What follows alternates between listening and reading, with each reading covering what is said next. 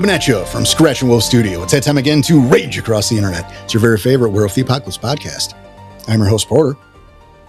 Sitting to my left, she saw a red door and she wanted painted black. It's the Incredible M. Hello, hello. Directly across from me, he's pleased to meet you. Can you guess his name? It's CJ McCall. Howdy, y'all. And to my right, he is absolutely shattered. It's Daniel Tyson. Hey, everybody. How we all doing today? Doing awesome. All right. How are you doing, Porter? Pretty good. We're getting by. Getting by. Good to see you guys there at home as well. Again, welcome to Rage Across the Internet.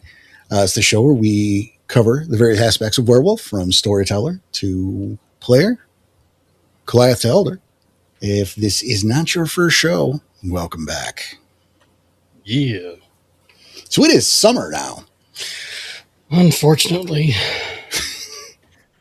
Yeah. Spoken like people who are never fucking comfortable or satisfied, right? I mean, that's human nature, I guess, but I'm enjoying the sunshine. Well, you're off in Forlandia. Us here in America. There was no sun today, but yesterday I sat outside and sunned myself in the shade. Wait, what? God damn it. I sunned myself in the shade yesterday. I enjoyed the heat of the sun from the shade where I can't get sunburned. Okay. So basically, it was like looking out a window. I was under a tree. I'm sure there's you know what, it's cool. There's lots of shade in the house. There's also lots of shade in this podcast. Some of it is being thrown, it seems. Sure, the shit that goes on before we start recording. Yeah, it's not my fault you guys are afraid of the outside. Who said anything about being afraid? Have you seen our mosquitoes recently? No, and I'm glad I haven't. I'm pretty sure I saw a cow get turned to bones yesterday on my way to work. Ugh. Yeah, so they're getting to be a problem. Yeah, growing up in Texas, I was not afraid of the mosquitoes. I was allergic to the mosquitoes down there. Oh, that's rough. Yeah. How is it, by the way, that half of this podcast is Texan and half of it is Detroit?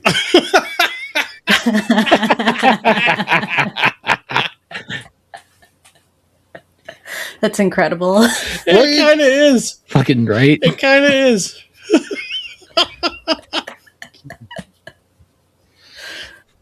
And the fact that we've just now realized I mean, we never called attention to it. It wasn't a mystery. Yeah. But, it's two locations, much like two wolves, which is what we're doing today. But before we do, we have a little segment we like to call This Week in Bullshit. Danwell. Yeah. What's up this week in bullshit? Well, I am with the girlfriend watching a new show. And actually a recommendation from you, sir. We are... Imagine that. Yeah. Well, I trust your taste. So, we are watching Parenthood. That is the show, not to be confused with the Steve Martin movie. Correct. That sounds like a soap opera. I would call it a family drama. Family drama, yes. Okay. Now, this is an all-star cast. Holy crap. Which is how we got here. Yes. We have Peter Krause, who, from the beloved show Sports Night. And 6 Feet Under. And 6 Feet Under, yes. Lauren Graham, kind of have had a little crush on. She's like the young mom in almost every show she's ever in. Probably most known for Gilmore Girls. Dax Shepard, who everyone knows, who says he's from Detroit, but he's like 3 hours away. Erica Christensen, the discount Julia Stiles, Craig T. Nelson, who are, we all know is Coach, and even Mae Whitman, her? Arrested Development. All-star cast. Fucking hilarious show. Awesome. Funny as hell. Didn't realize we were watching it, though. We were watching season 2. Because, again, girlfriend's sister started watching the show, too. And we started watching from season 2, not realizing that we had just completely skipped season 1. So we had to go back and start all over. How long did you accidentally watch season 2 before you realized? I think 6 episodes. Did you not see the recap at the beginning? I feel like they probably weren't watching the show. You know what I mean? Okay, yeah. I feel like that's probably what happened. They were too busy lovingly looking into each other's eyes. Holding handsies. Yes. Yeah, handsies. holding hands. Handsies, yep. Intertwining hottie each handsies other's action. toes together. Whoa, easy. Easy. Children might be listening to this. Holy shit. CJ, save us. Fun show. Anyway, that's it. It was a fun show. Yeah. Oh, because I was gonna mention, it's like, hey, it's good that you're following Porter's recommendations and he recommends good shit, except when it comes to anime, I guess. Oh, Ouch. Fucker, what'd you do? hey, I don't arbitrarily toss out recommendations. I gauge people's tastes and recommend accordingly. Oh no, I understand that. It's just about Danny following. Well, the he didn't like that nerd shit. Yeah. Have I not Yeah. followed everything so far? Takes it. But anyway, But I've still followed. to save us from that part, I've got a bunch of shit has happened, but not a lot that I could make a meal out of, save for one release in particular that I was caught kind of out of left field by. The next fucking MechWarrior DLC came out. Like, I remember seeing the trailer for it, the announcement, and then it was suddenly out. And it's continuing the story, continuing the timeline, and they decided to just take the difficulty curve and make it into a fortress wall. It's fun when that happens. Yup. You have, with all the DLCs that come out, they do like little mini campaigns, about 5 or 6 missions, usually back to back, that run you through a story. And you can choose to start at the beginning of one of those. You could start a new game, you'll get mechs that are appropriate to that point. So you're not starting from scratch, essentially, and having to work all your way up to the actual story, so you could play it on the day. They did you no fucking favors with this one in the terms of equipment you get to start with, because it's basically everything you would be guaranteed to get from like Story Quest.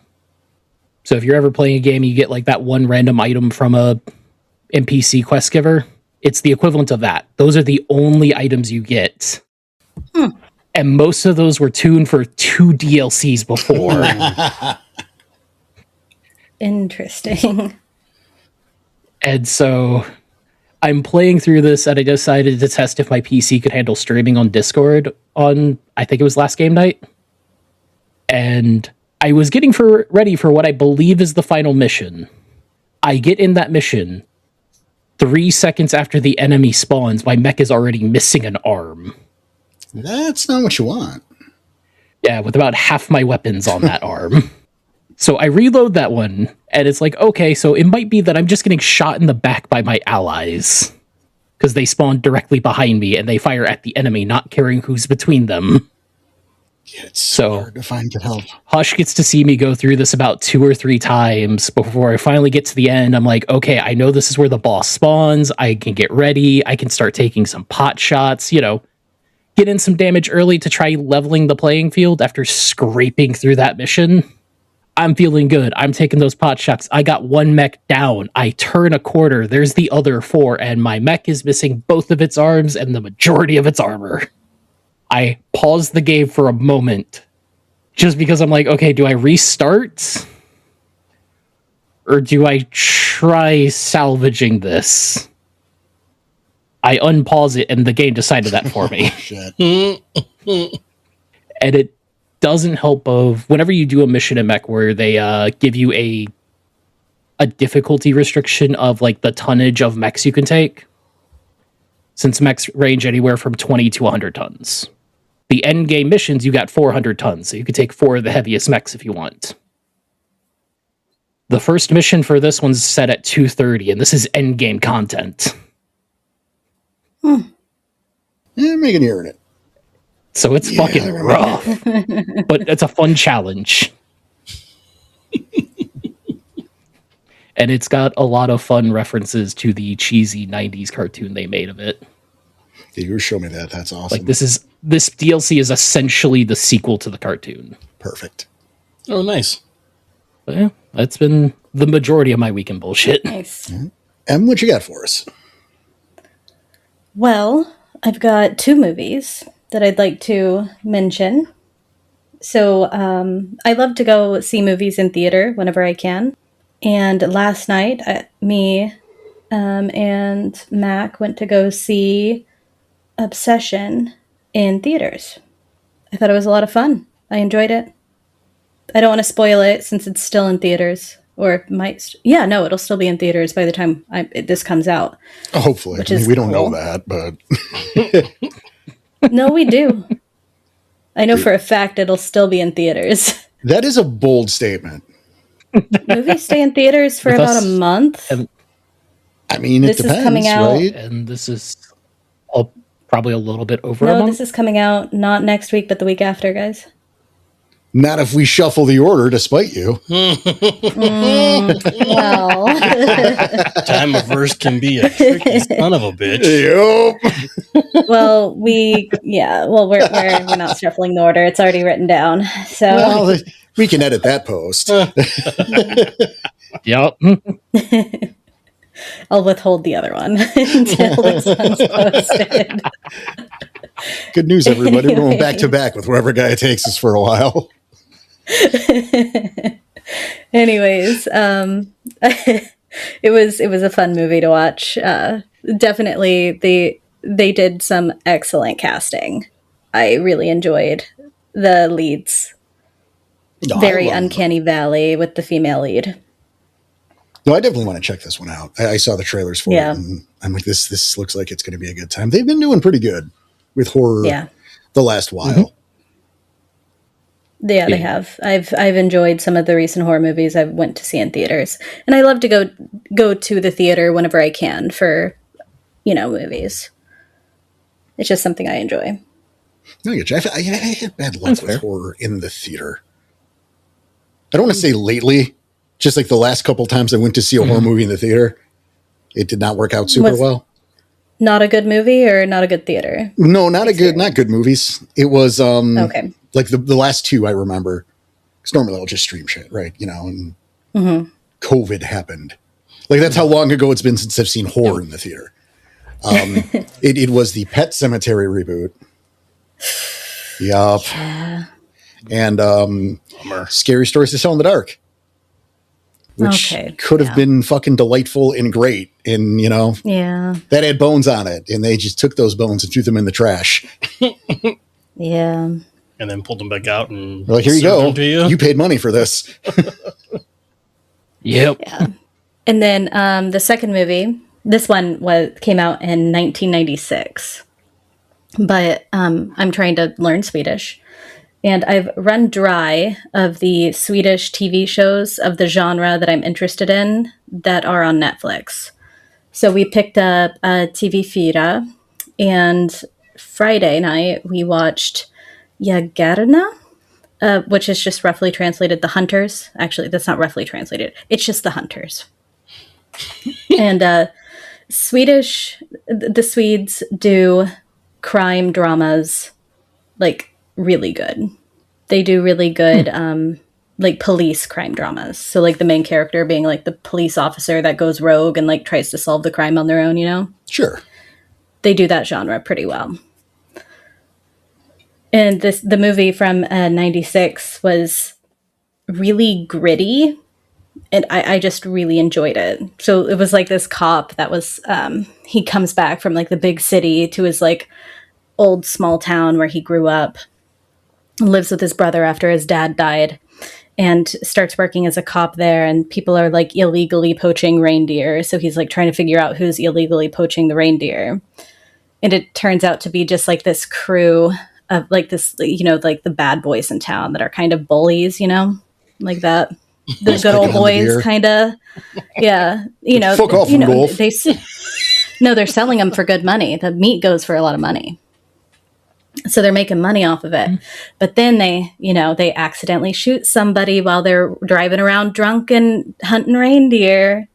And it turns into them just murdering people after people after people and doing bad things to try to cover up their crimes. And there's like police corruption involved. And I thought it was really interesting. It was pretty gritty, very like dark, but I was like, oh, it was fun. I only understood about half what was going on. I have to keep going, what did they just say? Mac didn't want to put subtitles on for you? Well, it's TV4, so the subtitles were in Swedish. And And this the is voices were all in Swedish, so I was making out about 50% of what was happening. That's better than we could do. And this is the disassembly of Blitzen. The Hunters. Mine was Close. So close. The Hunters, or Jagarna from 1986. And there's apparently a second one, The Hunters 2, so I'm going to see about watching that. Probably Rudolph's next week. Revenge. No, I think it's probably the same format. Ugh. All right, Porter, round us out. Well, I started watching Tulsa King this last week, which, it's not a new show. I've been, behind on the show. I finally get around to watching Tulsa King. And, it's pretty good, right? I'm enjoying it so far. It's not the best thing I've ever seen, but it's this weird thing. Like I'm watching that, I'm watching Banshee, I'm watching Fargo, and it's all kind of in the same vein. So when I'm not feeling one, nothing's getting watched. But through the course of this, I think I was telling Danny that I started watching Tulsa King. And we got on the subject of that Sylvester Stallone's character in that show is 75 years old. And it's like, well, Jesus Christ, the shape that man is in for 75, but Sylvester Stallone is not 75 years old. He's 79 years old. What the? Which, Wait, is he actually? yeah. Because we looked it up. When did Rambo suddenly become almost 80? Yeah. And Arnold is 78. I'm just looking up. She don't believe me. Fucking. No, I don't know what they look like anymore. So Largely like them, and that's the thing too. Yeah. Like fucking Tommy Lee Jones turned 65 and started looking like a melted candle. Fucking close. Arnold and Sly Stallone just basically look like Arnold and Sly Stallone. Yeah. Like Sly's a little puffy and like wrinkly, sure, but he's Yes. goddamn 80 years old, basically. Yeah. That is ridiculous. Right. Considering Chuck Norris was only 7 years older. And Don't say just only passed. at that age, though. Right. Well, good point. At that age, that's a Chuck huge Norris was difference. almost a century.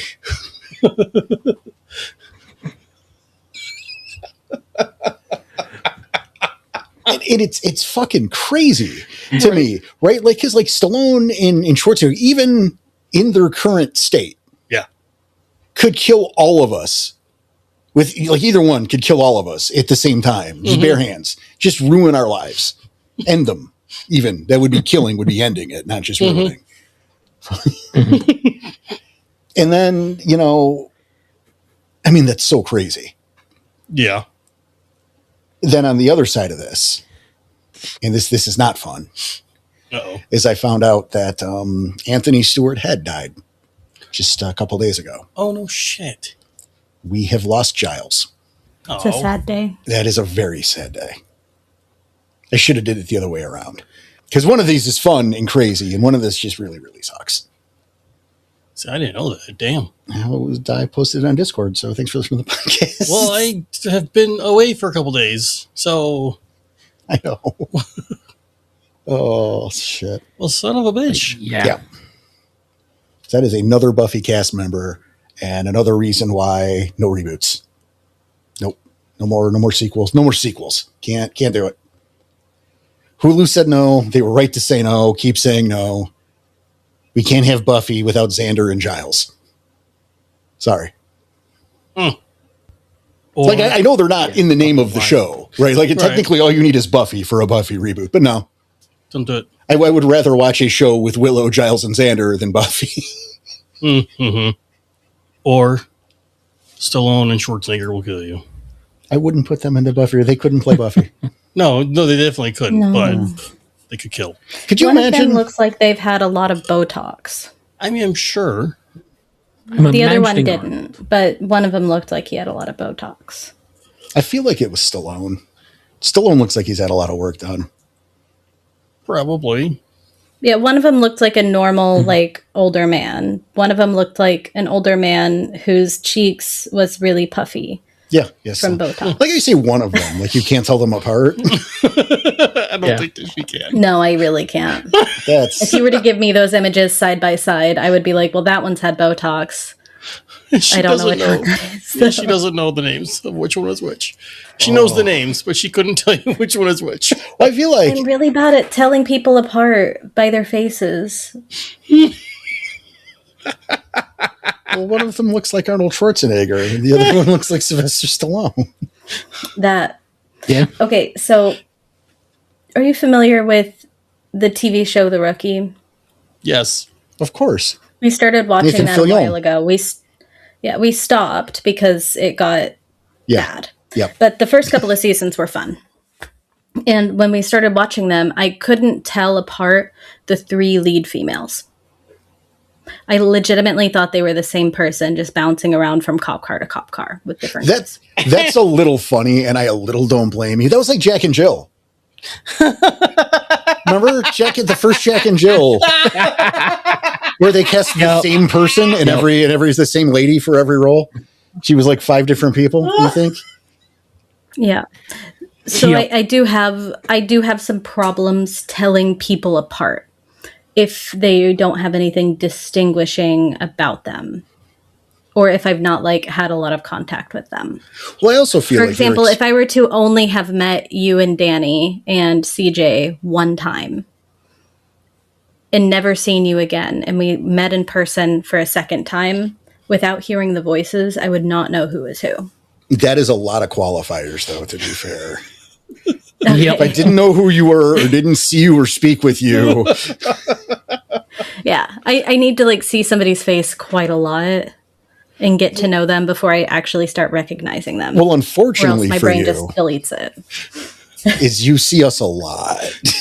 So you're saying if we It's a change huge our, bummer, I'm sure. But if we change our names, would she get confused? I change my name like every week. Yeah, but if I put Porter, you put Yeah. CJ, and he puts Danny, would she be I able see to you tell? guys so often, I would not be confused. I think you'd be confused, but not as to who was who, as to why we think we could get away with it. Yeah. Yep. Guys, I'm confused. This is what you think of me? Confused at the bit. Or I'm confused. How come you think that you guys could, pass off as each other? You guys are so incredibly different. Are we, though? Yeah. It's just different amounts of hair, really. Yes. It's like none, medium, all. Sure. It's not far. Dan doesn't know how to respond to me. That's amazing. I was going to say at one point in time on the podcast, Porter was the one with the longest hair. I think that's still true. I don't know how long yours is. It's always behind you. So Oh, now we're measuring. Yup. Boom. It's pretty damn close. yeah, I also don't know how big Porter's head is. So it could be Like head-shaped. It's It's about the size Yes, of a but human how head, like an large? adult. an adult human head. Yeah. there's a And vast. then there's also the M scale. That's true. Like, because you are 4'3", so like your hair looks really long, but It's really How close. long is that really? Is the question. Oh. oh my god, Wow. All right. Let's get on. that's great radio. All right, so that was This Week in Bullshit. Ended on a little morose thing that we kind of hopefully will turn around. Well, hey, it's time for the Tale of Two Wolves once again. That is where we take your prompts from our Discord and see what we can do with them. I mean, it's the short version. Who's emceeing today? I'll do it. So, we got to go back a ways for some of these now. We're going back to beginning of 2025. Been a little while. We had to let it build back up. So, the first prompt here, this one's coming from Jaro.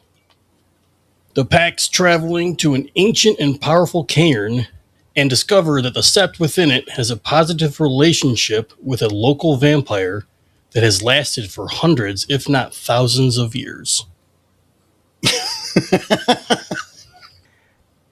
Something did pop into my mind here. Kick us off. I don't feel like it would be completely out of the realm of possibility for a powerful Cairn to have a relationship with a vampire for so long. The question is, like, what does that relationship entail and where does the trust end? So if it is a relationship that's like they kind of leave each other alone, one has never stepped on the other's toes, etc., etc.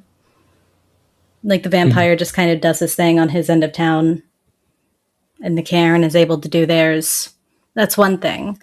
But what if it is that the pack has come there for one reason or another and is figuring out that that vampire is actually scheming against the Cairn now due to some kind of political landscape going on with the vampires. And since he has the relationship with the Cairn, he's able to, oh, okay, well, maybe I could get my foot in there and help take them down, as that is, since they don't trust me, but they don't exactly look at me with suspicion anymore. And how would the pack go about convincing the Cairn that they're visiting that this vampire is working against them now? And see, that's where, right, I think that's a crux, because the scenario as it was presented originally, there's kind of nothing there. It's like, well, that's just a fact of a little quirk of this neck of the woods, this particular. But if, for example, we go with this the other way, the pack comes to visit this particular sept, they're working a job or something, so maybe they're here for a bit, and they notice a lot of ghouls running around, or maybe that some kinfolk have been ghouled, and no one seems concerned about this. Wow. Which is where that's where we take this from the other side, right? Is that's where you set up this mystery, and then it turns out, oh, they've had this relationship with this powerful leech. And then, is he taking advantage? Are they coexisting? You know, how does the pack feel about maybe the ghouling these kinfolk is kind of the price to keep the peace? How do they feel about that? Are they inclined to stop this vampire? And then we find out that this is not just a coexistence kind of thing, but maybe they are both watching out for a third-party threat that they are together policing. And it's this situation with the kinfolk, ghouls or whatnot, is part of that piece to keep that third party down. So now meddling frees Monster X or what have you. So I like that, yeah. You're working your way backwards then. Well, right, because you go to a cairn and they're friends with a vampire. Well, that's all of it. That's right. So but if they come into the area having no idea about the relationship, see the evidence of the relationship, and are trying to draw attention to it or fight against it without permission or overstepping their bounds in the area, then we got to stew. What does that bring forth? What is released? Is it like, does the leech have powerful connections with some kind of like Pentex subsidiary that they're keeping under wraps so that they don't, test or mess with the local wolf population? Or is it some kind of bane that's been trapped that is now out to hunt? Okay. Okay. And I've been trying to think of a way to take this in the case of the sept doesn't know they're a vampire. And this is where I'm remembering the fact of one of the reasons the Kamazots were kind of killed on sight by the Shadow Lords is due to that generational trauma, thanks to the Samitsi having the ability to turn into monstrous werebats as well. And so now I'm thinking of this Karen being either predominantly a child of Gaia Karen or one of these, with a few Shadow Lords in it, but dedicated to one of those totems that's just like, you cannot make war on the Pharaoh. I know there's a few of them off the top of my head. I can't think of which one I would put. But I know like Wyvern is like you have to help the Macaulay if they're in need and shit like that. I know there's a few totems like that. And so now I'm thinking of, this has been kind of a long con from this Samitsi passing themselves off as probably a surviving Kamazot. I kind of love that. And how you get around well, he's never out in the day. Clearly he's a vampire. He has flesh crafted a ghoul to look like him to serve as a body double. Neat. Because that's something the Samitsi can do. And they can also like change their appearance, so it could just be like, oh yeah, Yep. this I'm his son. Yep. Like it could be this long running family line of the last remaining Kamazad that this, well-intentioned group of Garu are falling for hook, That's line, and beautiful. sinker. And maybe it takes the newcomers to the area to see through this bullshit because they haven't had the baseline set already. It's really That's- funny. I like wow. that. And of course, this also leads to the possible like final confrontation with this thing. It's one of the reasons I love Samitsis as antagonists because hey, you could have a giant man bat fight in a flesh cathedral underground. Yeah. That is a sentence right there. Fucking. Yup. Oh, I love that. That was pretty good. With like bone like adornments everywhere, like bone furniture, a bone throne that he sits on. Yeah, I love that. An organ of screaming mouths. And then just like really fucked up human ghouls down there that he's just like flesh crafted to hell. Yep. So you got some body horror going Yep. on as well. Yup. Is, plan B in case the ruse ever falls through. Yup. Maybe we added that too, like it's because things have escalated to this point, right? So, like before it got to the head, Yep. maybe he took some of those Gould kinfolk, flesh crafted them. So, like, not only is it like the bench made of people, but there's Herman, Yep. Herman's now a nice wall Right. tapestry. like just to make it more personal, just to fucking. Yup. Oh, I love it. Nice. Huh? What do we got next? Next. Barks the Litany. The pack are full of reluctant Garu who just want to go back to their normal human lives. How do you convince them to take their destiny seriously? Well, I'll leave that off with the consequences of doing so. I mean, we know that Garu cannot play nice with human society. So you have the kid go back to school because he's got prom coming and, he's got the big date that he's happy with and we're going to do it. And hooray. Not we're going to do it because they're like Yeah. children, but we're going to do it like go on the date is what Yeah. I mean. I want to fucking, I know what you mean, yeah. we're not wholesome, but we're not that type of not wholesome. Yeah. And then, the jealous guy, he's like, oh, you got the girl, gives him a push or whatever, as hormonal teenagers tend to do. And then he fucking frenzies and kills 30 people. Consequences And then- be damned. Oops. But like, oops, you kill 30 people. Maybe you can get away with it and act like you're traumatized and you almost got hurt. But then you go home and turns out there was a witness and now you have a hunter after you. That's a nice little adding to the end to the bullshit. That's nice. Yep. Yeah, now you have a hunter after you and it's a skilled one and you're going to have to face what you are and fight that hunter. And what does that mean for the rest of your life, Well, that's it too, though, right? Like you add the mundanity and why that doesn't mix, right? You go back to your Nope. job bagging groceries and someone's like, you put the bread two next to the eggs and then now it's eggs and bread in a bag and I need your manager and Yeah. fucking your rage isn't going to be able to handle that. My rage can't handle that and I made that up. I'm mad now. Right? Yeah. Or if you're playing a modern game and you can work at home from the computer, an online job. But you're not at What do you do 15. when you're Yeah, but what do you do when your Yeah. neighbor starts mowing their lawn at 5 in the morning? Yeah. Rage, wreck your house, wreck your neighbor, Uh, and wreck your neighbor's lawnmower. even you get too many phone calls or something. You're stressed. Yeah. You're in the middle of something. Yep. This fucking code isn't working or whatever. Or, the fucking update to your thing is screwed up the whole process, and then the phone's ringing. Yeah. And they want to tell you about the hospital department of the medicine department of the hospital, and they need the money in Walmart gift cards, or else the IRS will kill you. Yeah, every little thing Yeah. already is going to set you off as a Garu. Rage Yep. is your curse. You know, not to mention the fucking consequences of your first change potentially. Like, I can point to an example of this that I had prepped for my last game when they went to go meet a Glasswalker Metis named Q, who had one of his kittenfolk assistants go out on a milk run, see if any of them were on milk cartons,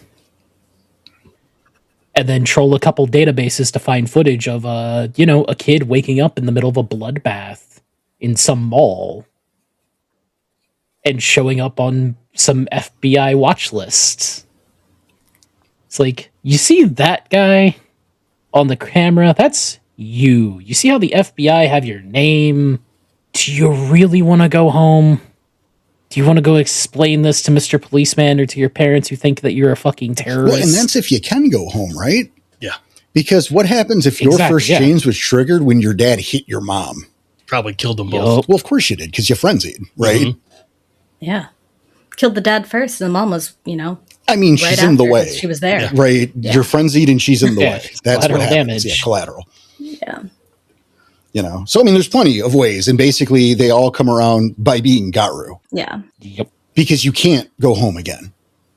It is stressed with the nature of rage, the nature of Garu themselves. Once you have become Garu, once you have matured, you've had your first change, you can't just go back to a human life. You were never human, and now you are not suited for it. And plus, also, not to mention, you've got that fucking trauma that comes with having a body count in the double digits at least. And maybe even the local spirals with their eyes on you, seeing if they can find a good recruit. Yep. Exactly. So yeah, if you have a pack full of it, just play it out. Make their lives hard.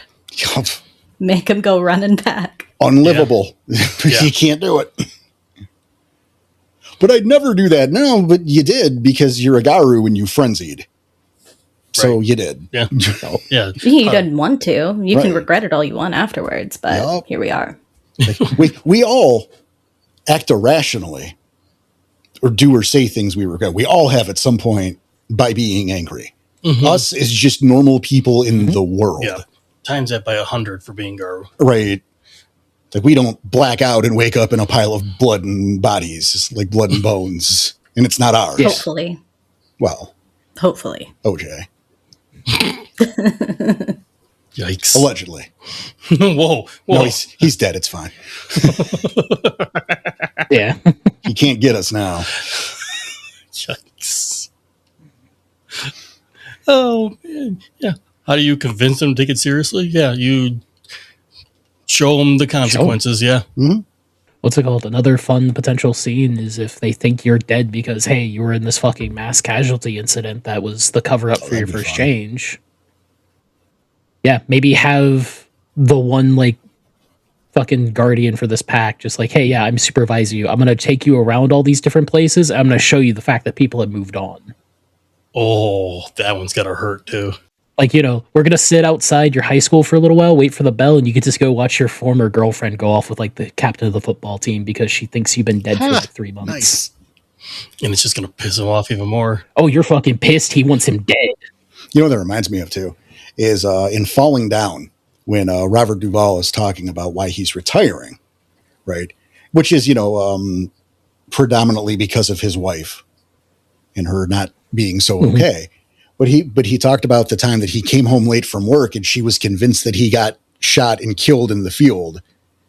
And she had to convince him that he wasn't a ghost. Which you chuckle at, CJ, but no, I mean, you bring that around, right? Is If Yep. there's the mass casualty event that was part of the first change and you come walking in, hey, I'm home, you died 3 months ago. Yep. You died 3 months ago and you have that 1,000-yard stare that comes from being a Right. fucking killer. So, I mean, there's a fun bit to do there too, right? Yeah. Is your family or friends convinced that you were dead and you just fucking show up? No, that's not gonna. That ain't gonna fly. Yikes. Yep. You know, one or two of your packs show up on those milk cartons. Where's yours? And are you getting blamed for the mass casualty event since you're not dead? Yeah, now that you're alive and you've been hiding this whole time. Oh, Oh, They never found out who did it, and you were here. which P.S. it was you because first change. So, Yeah. I mean, a little bit. That's fun. All right, next. All right. Yeah. This one's from One Death. 3 mid-40s employees of a small Pentec subsidiary have had relatively easygoing lives, but never climbed higher than janitor in their careers. And they all undergo a spontaneous and unexpected late first change in the middle of a corporate office during a meeting. What's going on? it's a bad batch of meds. Maybe this is a subsidiary connected to Magadon that's been working on, you know, some kind of pill or meds that they can test on people without them knowing. And if it starts working, if the number of Garu that are spotted around starts going down because they're suppressing the change, maybe then this gets worked into the water supply. But these just so happen to be the group who got the bad batch. Not enough of whatever, or maybe too much of something. So, still in the trial phases. See, I'm going to go the other way with it. Okay. Because the odds of 3 late changers working for the same company Yep. at all is borderline impossible. Mm-hmm. The idea of getting to your 40s before your first change and not having blown your brains out is borderline impossible. It is a singular, let alone multiples. Or turned into some kind of serial killer. I mean, right? As well. Because let's remember that late changers Yeah. aren't okay. Yeah, there's It- something seriously wrong with it. Yeah, the longer you go, the worse mentally you are. So Yeah. That rage is still. So in the- I'm rejecting the hypothesis.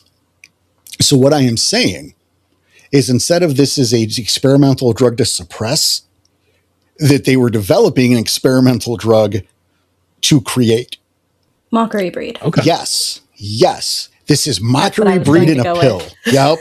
Yep. Like, we're developing, they'll call it the milk bone internally. You There you go. you pop in Pentex chewable Krynos and you become like a mockery breed Krynos for like an hour or two was the original plan. And they hand them out to first teams was the plan. But over development, right? Someone fucked up in the R&D lab and they spilled a thing and janitorial came in to clean it up. And these were the 3 who did. And they either didn't get the memo about how careful to be or didn't know how careful to be or just said fuck it and didn't care about the safety standards and got, quote, infected with Pentex chewable Krynos. That's what this is. Okay. I was also going to go with the mockery breed. You heard word of some first changers. You go up there to see what's going on a few days later and you figure out they weren't first changers. Indeed, they're just something Pentex have, created up. Yeah. And I have to put them down. Also, fucking Porter, I love the idea of maybe you do eventually, like in 2 or 3 Chronicles from now, you do run into that first team that has some of the better batch. Like I'm almost imagining it like some of these first team members have the equivalent of like the cyanide pill in the teeth. They don't call them milk bones. They call them animal crackers because they have different formulas for different shifters. Oh my Yup. God. But just fucking imagine that. You're fighting this first team. You've got them on the ropes. They're all about dead. You're getting down to the last guy.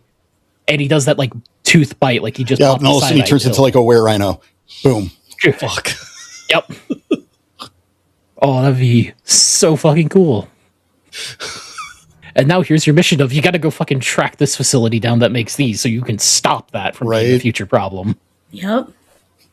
No, I like that. It's fun. We did Oh, it. that's fucking dope. Oh, that's pretty good. Oh, Who was it? Was that who was that? One death. Yeah, good job. Next one is from Lars.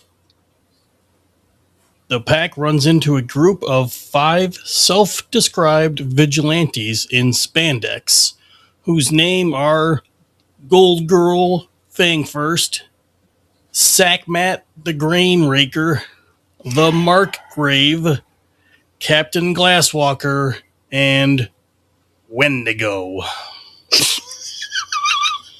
Damn it, we just encouraged him. Yes, we did. Love you, Lars. Love you, buddy. For fuck's sake. God damn it. Okay, so they are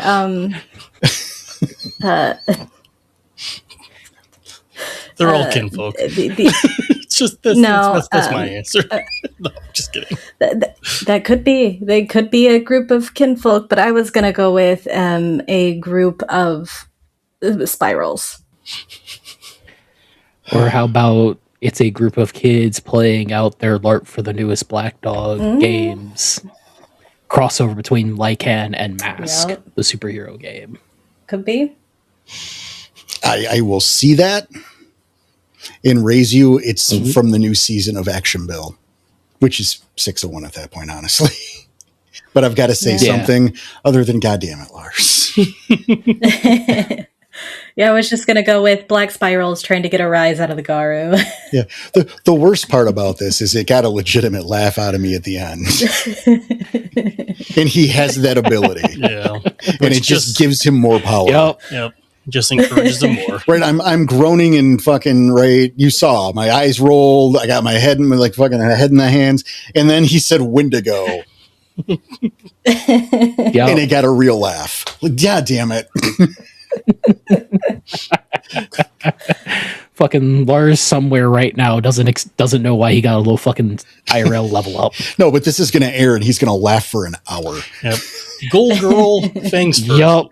That got me a chuckle. I was done at Sekhmet Grainmaker, and I tuned out the rest of what you said until Yeah. and Wendigo.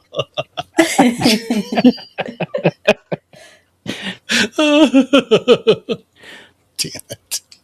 But this is the case of like if I were to actually make it a story, like yeah, be it the newest Action Bill or the newest Black Dog game sort of thing, I'd have some of the costume items, some of the merch that they've bought or made, maybe actually giving them some kind of power related to whoever they're imitating.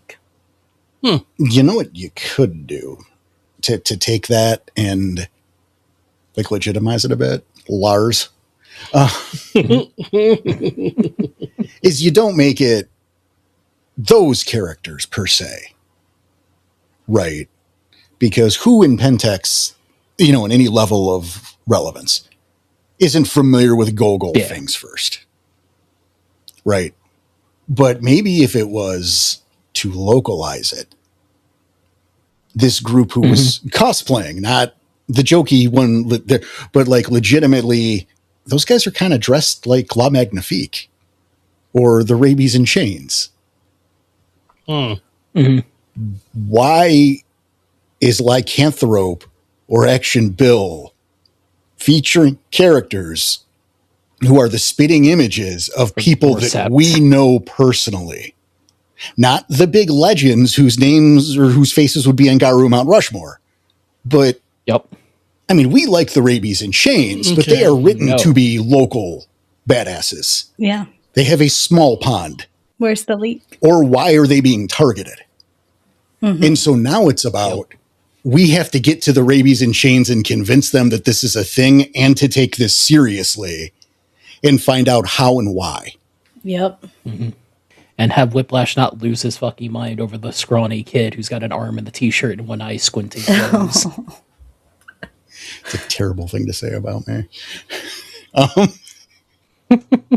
portraying the character, you son of a bitch.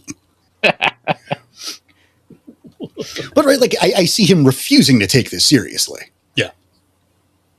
But if he knows if they know who you are enough to be publishing shit with your likeness, Yeah. there is a reason, and this is a concern. So we have to find these out to make the people we care about take this seriously. Yep. Take that, Lars. Make it. I Yeah. made that into something. That's the fun of this right here. Yep. Gold fangs for you. Gold girl thing. Sorry. My bad. Yep. I mean, Yeah, get it right. grain maker. That's right. All right, next one. Oh man, some guy named Mac. Last week was the moot. The pack was out, and they missed it by a few days. Gradually, most that attended starts getting sick. That's pretty good, actually. I think they all cut themselves in the foot with an axe that got infected with something.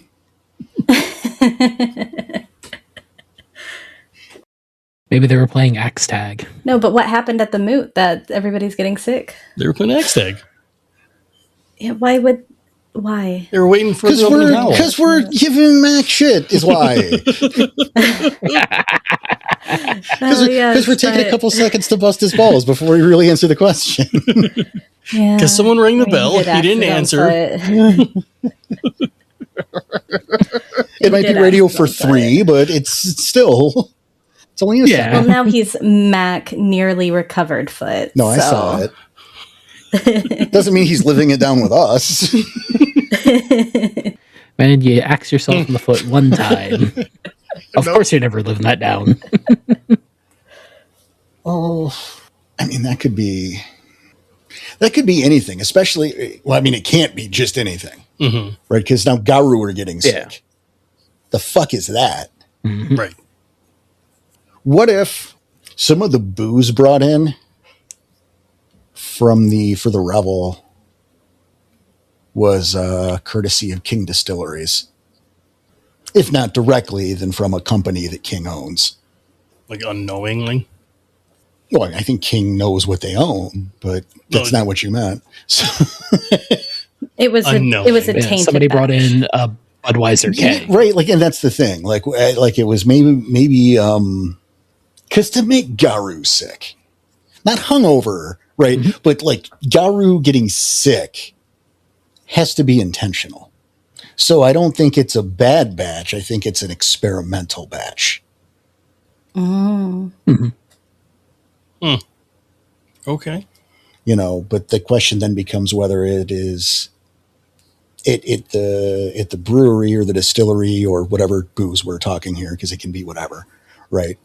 Or at like a crop level becomes the question. And I guess hunting that down would be the thing. But this isn't an accident. This isn't a coincidence. Because you know who doesn't get sick? Yeah. Garu. Garu.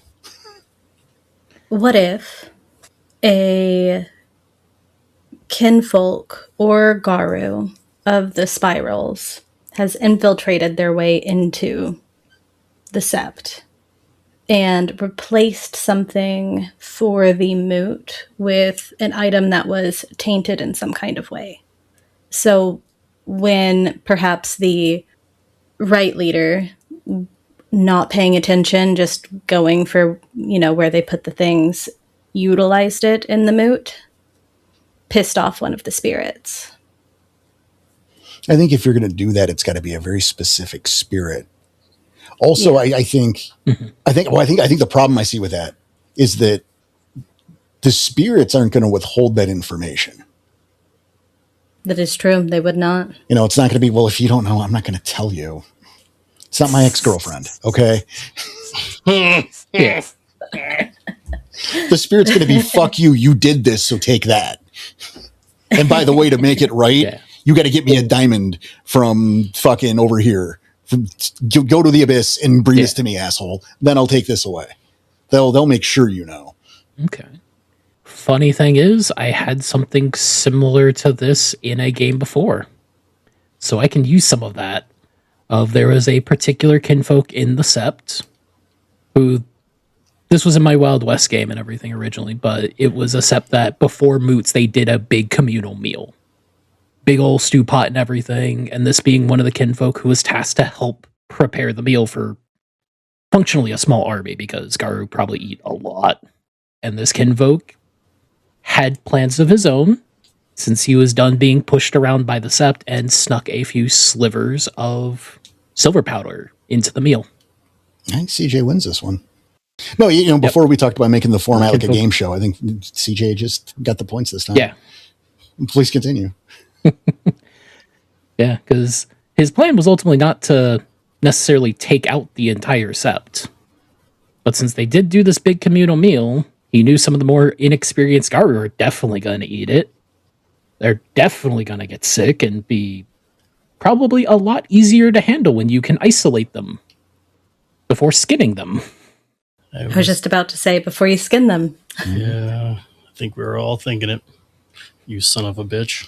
Actually, you want to go the other way with that too. Is it was not intended to kill, but was like the fucking Visine in the water. Right. I thought if I just put a little in, like everyone would get the shits or something. And then you overdo it and some motherfuckers die. And now this kinfolk who thought he was being cute, he wasn't being malicious. He was playing fun pranks. Just killed somebody. Just killed some or multiple buddies. And I get to deal with that, right? There's Henry, who just really, he's not a bad kid. He didn't really, he just oopsed really hard. It's just a prank, bro. Yep. Depends on how horrific you want to make it and what way you want to make it horrific. Yep. Dang. Either way, it's rough. That's a W for CJ there. All right. Next. This one's from Celator. The Cairns Thurge needs to contact an important missing member. In their master's old notes, an unknown ritual is mentioned, along with detailed but unclear instructions. The Thurge believes it to be some kind of tracking ritual and wants to give it a try. The pack assists with the ritual, but unbeknownst to them, it is actually a mind swap ritual. Now the pack's minds are swapped with those of a nearby first team's members. Hope you got your Freak Legions book handy. This is one of those of, I think he gave us enough, but like too much, but at the same time, not enough. I agree. These are tricky to. Yeah, it seems like an interesting premise for a one-off. Like, hey, all my characters kind of want to play somebody a little bit more powerful for a little while. Let's give them a couple of episodes where they play as a different pack until the other pack figures out how to switch the ritual back. Yeah, and I think we're all familiar with our Freaky Friday / vice versa / 18 again. That trope is there's 30 versions of that story. Yep. It's a fun trope. No, it is. I'm not. Yeah. I think one of my favorites was the Justice League, where the Flash and Lex Luthor swapped bodies. Part of the fun of that was that Michael Rosenbaum, who played Lex Luthor in Smallville, was the voice of the Flash. So he was playing Lex Luthor again. But there's that scene, right? Now we're talking about that. Too bad. Haha. It's your fault, buddy. You. He's in the bathroom. And he's looking at himself splash in the water, oh my God, this has happened. And then another supervillain comes in the bathroom. And he's using the John, and the Flash is Lex Luthor is leaving. And the other guy goes, "Hey, Lex, aren't you going to wash your hands?" And there's the pause. "No, 'cause I'm evil." Perfect. Wow.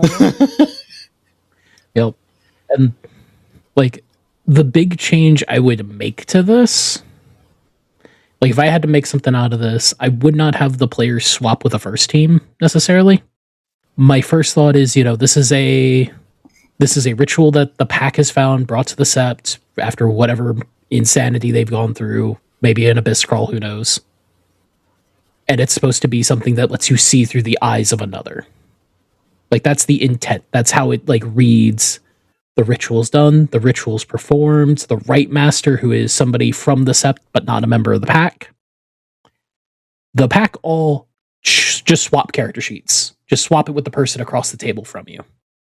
So the pack is all shuffled around. But the Rite Master did not trade sheets with any of the pack.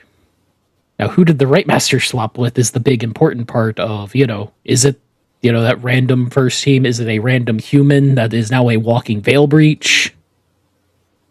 Is it a spiral from the nearby hive? Or what? And then what do you do to swap everything back? Or what damage control are you going to have to run? Yeah, see, I think this is the crux, right? Is we don't have enough information on this ritual, and neither does he, I would imagine. Clearly, yeah. Right. Yeah. And I want to say it doesn't make any sense. And in that is because of it swapped with the first team. Why would it swap with the first team? Well, again, we know this trope, this premise well enough to, like, both people have to have their hand on the idol, or they have to drink the potion, or whatever the catalyst is, in this case, the Rite. So you're going to need someone else there to swap with. And this is where I think this trading sheets. So this is where I think the trading sheets is a good idea, because these are the people who were in attendance, and that's important. Yep. But I think maybe to make this, a thing, and not just a charming haha until we undo the Rite. Maybe there's something about the fact that because the spirit in the body that it is in are not the same, they are incompatible. And like rejecting an organ transplant, the body is slowly dying because of the wrong spirit. So there's now a ticking clock element to fix this. I like the ticking clock aspect. And you're bringing up the connection of you have to have some kind of connection, be it the hand on the idol or whatever. And I'm thinking the connection for this Rite that has triggered this time is those connections of pack, people who have that spiritual connection with each other. And the Rite Master has swapped with a pack mate that they assumed has been long dead. Okay, we're building off. Did not die. Defected. And was the tailor of the Rite in the first place. So now Dances with Dead Wolves is in Giannis Birdwatcher's body. But he knows what happened because he made this fucking Rite. And so he's like, no way. Yup. And he's going to fake it to see the kind of damage and shit he can cause. I like that. There we go. There's something there. Meanwhile, maybe we're still doing the spirit thing. Dances with Dead Wolves knows that he's on borrowed time, but he kind of doesn't care because he can take out a Cairn in the meantime. Or maybe he can just flip the switch before that happens. But he can do that because he made the fucking Rite. Your Pat can't do that because they don't know what the fuck's going on. Yeah, he's just biding his time at that point. Just holding all the cards. Yup. Because Giannis was dumb. And I'm liking this idea of him pretending to be Giannis, potentially. But it's a Giannis he knew from a decade ago. Of course, because I'm good. See, it's a throwback thing. Switch it, reverse it. I get it. Oh, fucking... I could see that being a lot of fun. And then, how does your pack switch without the ritual? And I think they just got... Because they're there, right? There was no one but... Oh, No, I mean, yeah, switch back. right? They're going to have to figure it out. Maybe Giannis in Dances with Dead Wolves' body is coming to call and has to convince them or other people, right? That, hey, I'm not really, it's him. Nope. That's preposterous. I'm for realsies the good guy. And what? You're muted him. Oh, just like, yeah, I've been here the whole time. What do you mean? That's crazy. No. I was the one conducting the Rite. Why would I swap? Doesn't even make any sense. It's not like you do a rite of cleansing on yourself. Oh. Wow. Oh, fucking... There we go. I think We I made think something did. out of that. All right. Next one, then. This one's from Jaro again. One day, all the ammunition within a city starts doing aggravated damage to everyone. Okay. Okay. Is it? Someone leaked some silver. I don't know. I mean, everyone. Right, everyone Like kind of it's- implies something there, but I think I'd like to remind you, Joe, Yeah. yeah. that all damage to humans is aggravated damage. Well, except for a punch. A punch is not aggravated. But see, here's the thing, though. He said He did, ammunition. but that doesn't matter either, because that becomes on a scale, right? Aggravated damage is described as damage that a gyro heals at a human rate. So healing at a human rate is baseline aggravated damage. Yeah, it's baseline. Humans heal all damage like it's aggravated damage because that's the scale of which humans heal. And then it's the question of like, you know what? I'm gonna like I have an idea. I'm not sure how well it would work for long term. I think this would make for a good little one-off little story. And my first thought is, I'm using ammunition very fucking literally. Of, even a paintball gun is dealing ag now. And this is where you're starting to see some of this shit going on. And this is where I'm debating between if it is purely a accident of a spirit getting a little too juiced up after a moot. Like, a glasswalker cairn somewhere in the city dedicating to clashing boom boom. The spirit of modern war maybe has come to too much prominence. It's getting just a little too powerful, or something's just out of balance with it. And even the imitation of firearms is dealing proper aggravated damage now because of its nature as it shoots a thing. Interesting. Maybe your pack finds out this because of, their training with weapons to, work on reaction time or whatever whenever they go raid a facility or something. Or you find out from the kinfolk who are just having a fun day after work and went to like the local paintball tournament and somebody got a couple holes punched in them. So I have a couple problems, busting balls aside, right? In this semantic argument on damage, and I have so much fun with that all the time because like if then, right? But a whole city, that's a tall fucking order. And then to go just ammunition, that I don't like, and I'm throwing that out. Right. Okay. Because it's limiting in a way that the rest of this, a whole city, like if it was something like at the factory, they're screwing with rounds and putting silver or whatever, something like that, then it's not just going to be a city. Right. It's going to be that batch, which is going to be shipped all over the fucking country. Yeah. Right. So if it's at the city, I want to remove the ammunition. It's just everyone's taking ag for no fucking good reason. Right. Suddenly, and what that means really is our regenerative abilities aren't working. And let's make that clear. Yes. Like if everyone's taking ag, it's because you're not regenning. Not because, it could be because everything's made of silver. It could be because everything's made of balefire. It's not. The problem is your regen. What is wrong with your regen? Well, the damnedest thing is 15-ish years ago here in Michigan, in a little town called Flint, we learned that through a corrupt government and a switch of the source of the municipal water supply had been poisoning the citizens slowly for years. I do not know why you're laughing, Danny. This was terrible. Yes, it was terrible. I was laughing because I knew exactly where you were going with it.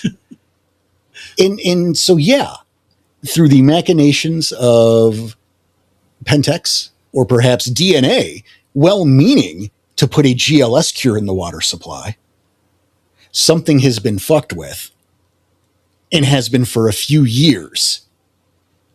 And now, little by little, what they've been ingesting in the water supply is now screwing with the regenerative abilities of the Garu. And it is now up to your pack. I mean, everybody, but your pack is the main characters. So they're going to be the ones to do it, are going to have to find out what that is and find a way to put a stop to it, which of course will not be done overnight, or rather will not be reversed overnight. No, of course not. If it can be reversed at all. Yep. That's where I'd go. Yep. Yeah, I you was turned going it to go heavy. with something a little lighter than that. And I guess it could work for a whole city, or at least like a portion of it that they're interacting with. Perhaps a mage that has it out for the Garu has gone into these stores in the evening and used their transmutation abilities to change all of the munitions to silver. And so individuals are buying it. And so some companies have like gotten their hands on it as well, since they noticed, oh, free silver ammunition, let's go. Maybe, they tipped them off, things like that. Well, no, I think doing the mage route solves the issue of why is this just the city and not a problem at the fucking factory. Mm-hmm. Yeah, Okay. it solves the location issue. Right. And so now you have a spiteful mage to track down that's trying to kill you Just got to check all the through stores. other people's hands. Right. You just got to check the stores that sell guns and bulletproof vests so they can't use their magic. It's a callback. We haven't talked about that in a while. Cole actually brought that up in the other room. Yeah, I saw that. Good Porter to tell you that story. All right, well, we're a heavy route and a not so heavy route. All right, got another one from Lars. I don't know. Is he on probation after this? We shall see. A Bed Bath & Beyond is going to have its grand opening in a few days. A nearby animal shelter has had all its cats and dogs suffering from various irritating, pus-filled sores. A child who got cut on his shoulder after skateboarding accident at shopping center where the store is to open had to be admitted to the hospital after the wound turned gangrenous. Employees working in stores next to the Bed Bath & Beyond have been calling in sick with doctor's notes. Multiple restaurants near the Bed Bath & Beyond have received higher than usual complaints of food poisoning. Nearby vegetation have grown more and more wilted and gray with each passing day as opening day draws near. I have a feeling Lars recently went to a mall, walked by a store with a lot of scents, and his nose was offended. There was a White Castle.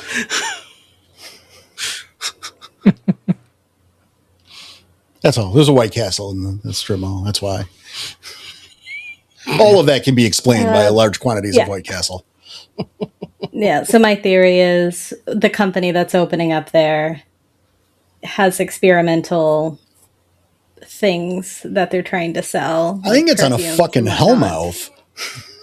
Yeah, and I'd call Giles, but Possibly. Oh, it's clearly so incredibly successful that they've definitely ruined their grand opening and need to, backtrack it now because It's not the grand opening. This place has been opened for a little while. And either it's a new kind of, they've been selling this new hand sanitizer. A lot more liquidy based, quick, easy, kills all the germs in the area. The alcohol component of it is made from, you could probably guess who. It's a byproduct from King Distillery. It's been used for this, new hand sanitizer or soap if you want. And the reason why people are getting sick is, all the restaurants are using it because it's the cheapest thing you can order in bulk from this place. The pets are getting sick for a similar reason because the vets have to, wash in whenever they're getting ready to do any kind of examinations or potential surgeries. The kid who got the cut on his side, gangrenous, perhaps the person who's, helping clean it, take care of him, the doctor, also used this hand sanitizer, and it's just that contact baneness. I'm going to leave out the plant part because that doesn't make too much sense with this setup. Unless there was a spill of it in an isolated area. But And it's been There you leaching into the nearby soil after it rained. I mean, that's Yep. how, right.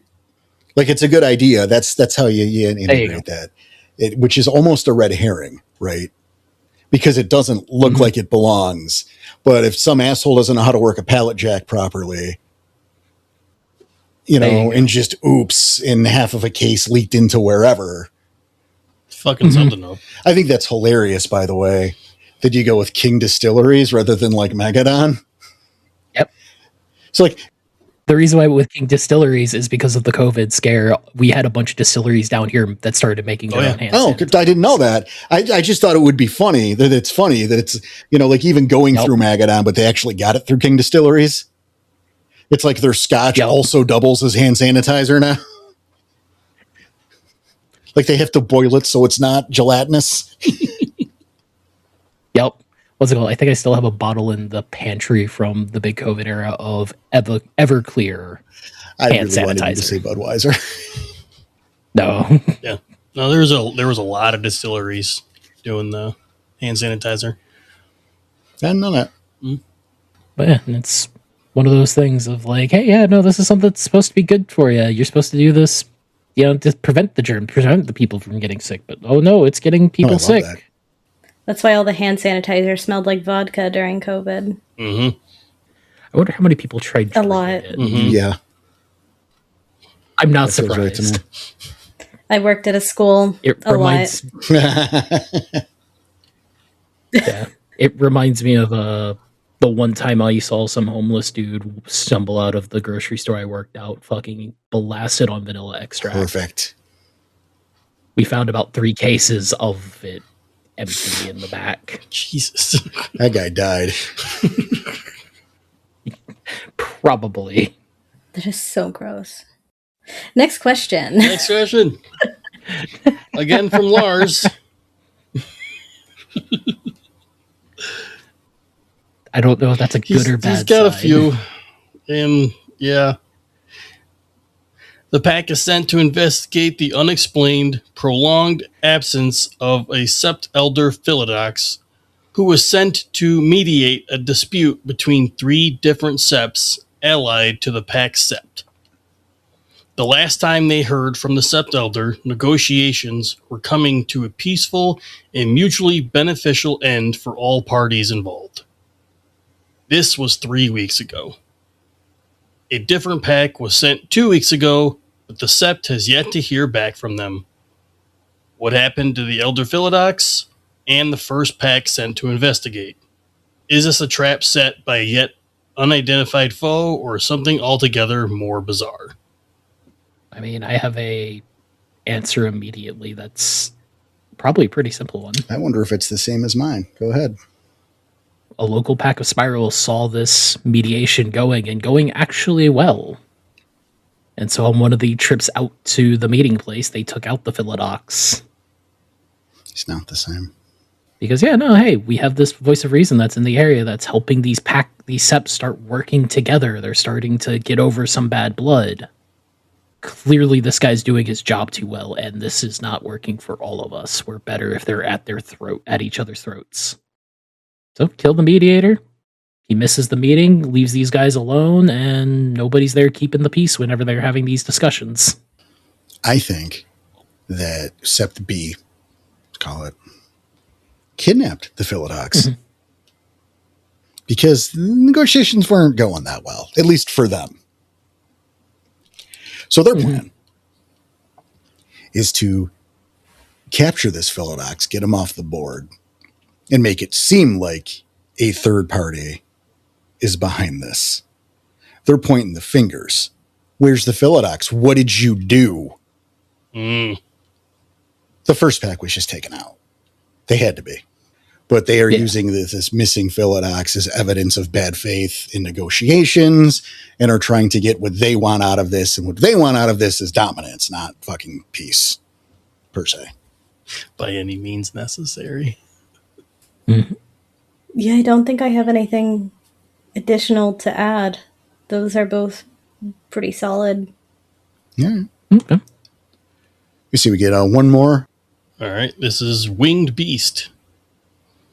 The pack, and maybe others, have been called to keep a watch on an anime convention because there have been visions of powerful rites that are only possible in such events. I mean, like the blood of an otaku. How does that work? Okay. Yeah. It has nothing to do with anime. This is an excuse. The fact of it, it's a convention. That's what matters. Yeah. Mm-hmm. Is that it's it's a soft target with like a lot of people. So this is either some sort of mass corruption ritual or they're going to be sacrifices. Perhaps, if we're going to fit this in, it's going to be an event there, like a stage show, recreating a scene or a dance or whatever from this hot new manga, right? The local indie manga that has taken things by storm or whatever, right? Ooh, it's super popular. You know, he's from Chicago. So, you know, we're going to really, yay. You know, it sounds like he's going to get a deal with Gynex and they're going to make an anime out of this manga from this American suite. So it's getting attention, but really it is a ritual to maybe release a Bane, maybe open a portal directly from Malpheus, or again, something to mass corrupt, maybe to break the bonds on an ancient Bane that has been sealed in something that was brought to the show. Okay. Right. And so that's what the real is. And thank fuck someone at the Sept got a vision to say, hey, we got to stop someone from cosplaying as Kaneda. And just misunderstood that fucking vision. Oh no, it's Full Metal Alchemist. Get him. Yeah, I'm going to change the prompt slightly for my idea. So instead of it being visions of powerful rites occurring there, they're getting visions of something horrible happening there. So their totem sends them there, of course. And when we get there, it's a group of Sabbat doing a mass embrace ritual to create a bunch of shovel heads there at the convention. Because that is, in a way, a rite for the vampires. Yeah. So it's not a Garu rite, it's the vampires over here going, okay, let's make a bunch of shovel heads out of these anime lovers during the evening party. Let's go. Well, but also a hammer sees nails. Mm-hmm. So a Garu getting a vision and it being unclear as vision should be, right? Fucking the Dream Chasers did not have a dream that said, hey, go find Lucinda. That's not what it was. You saw a silhouette in a fire. You saw things that you interpreted a certain way. It wasn't like a giant note with checklists. You know what I mean? Fucking. So like, you know, so like to back up your point there, right? The Garu, like who sent you on this or who, you know, they could see it and go, that's a right. There's a right and they just misinterpreted. This is what the real problem is. They just looked at it wrong. Yeah. CJ's still brewing. He's like, fuck, I need something else now. No, I've got like 2 or 3 disparate ideas that I'm trying to figure out how to connect 2 of them correctly. Because I could see a lot of mayhem and madness coming from one of these ideas that I fucking love it. And it's the idea of, you know, they've gotten a vision about something horrible happening here. The pack is being sent to, you know, watch over, look for signs of a rite or whatnot. And this is where I'm thinking, I'm not sure whose wheelhouse this would be in too much. Exactly. I'm leaning into involvement of a mage or a changeling, using the whimsy and creativity that comes from this sort of thing, bolstering their magic, getting to have, you know, almost a free pass because paradox is less of a problem here because, hey, when you're doing your magic and you can explain it away as part of like a cosplay sort of thing, Like I didn't actually throw a fireball. I just had this like can of fucking butane and a lighter. You know, stuff like that. But it is weakening the barrier, be it the gauntlet or the barrier from the actual dreaming. Allowing a spirit of creativity and creation, almost as if a minor nexus crawler, to slowly bleed into the realm. Interesting. And the PAX, you know, the vision is to stop that. Stop that particular part. Like, yes, stop the mage, stop the changeling. They're not really hurting anybody. But it's their activity in here is weakening something enough to, once again, let something out or draw. I like it. Yeah, what the real problem is.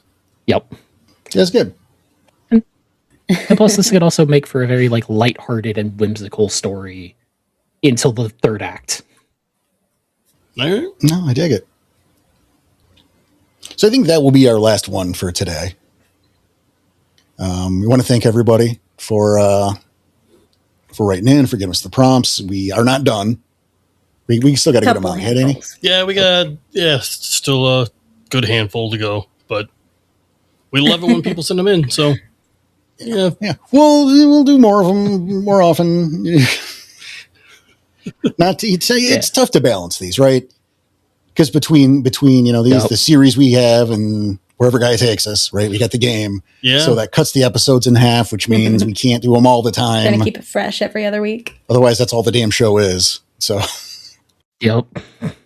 right. So we'll get back to it soon enough. And you know, again, thanks everybody for writing in, and we want to thank all of you for listening, of course, on behalf of myself and Danwell Tyson in AIM and CJ Mackhall. You know, we want to thank you all for listening, and we're going to find out what happened to my brain, and we'll get back to you next week. Take care, everybody.